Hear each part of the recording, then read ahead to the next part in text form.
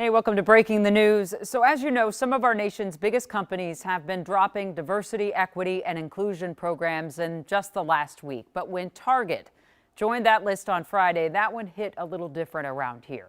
And now some longtime partners in the LGBTQ community and minority business say they are dropping ties with Target and their support, even if that means leaving money on the table. Kent's here now to explain. Yeah, Jana, for many, Target's DEI cuts cut deeper because for years it helped lead corporate America's embrace of LGBTQ rights and inclusion.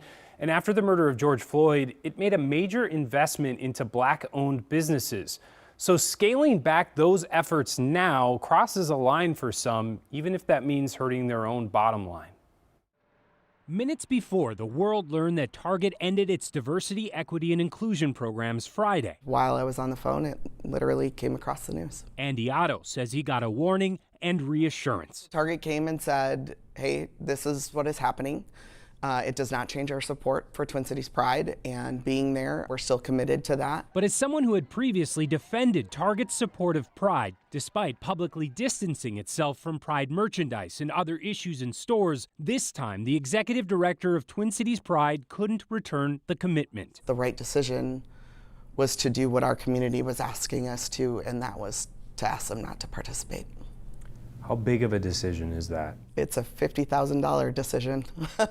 Target was a $50,000 sponsor last year. They're our second largest sponsor. Otto says that money doesn't just help fund one of the nation's biggest parades and free festivals, but also regional celebrations and programming. But he says they will find a way to move forward. This is bigger than a donation. This is bigger than just changing a policy. This impacts people's lives. We have to stand up. If we're going to be an ally, we need to be an ally, even when it's tough. I'm not shopping at Target. Shaletta Brundage I'm not. doesn't say that lightly. I'm heartbroken.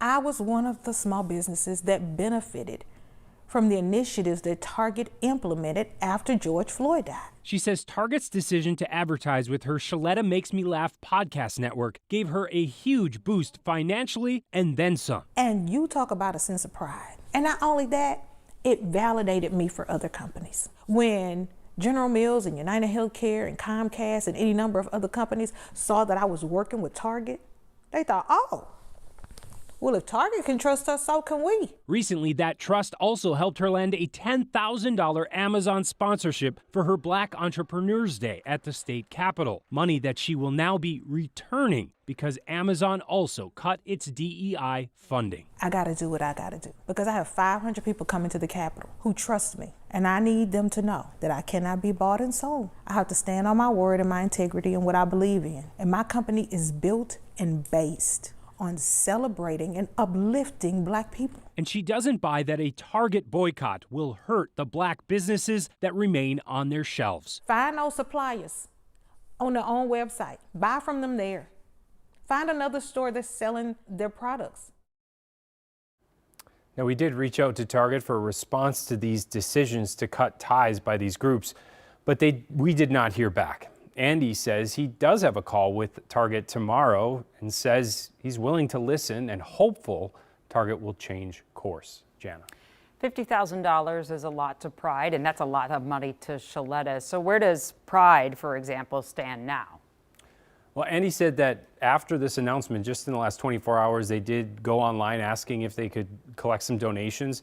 He said $20,000 from individual donations were raised in less than 24 hours. And by the way, he said other corporate sponsors have stepped up. Delta Airlines, the biggest sponsor, they said, doubled down on their commitment to the festival. Interesting. Thanks so much, Kent. Appreciate it.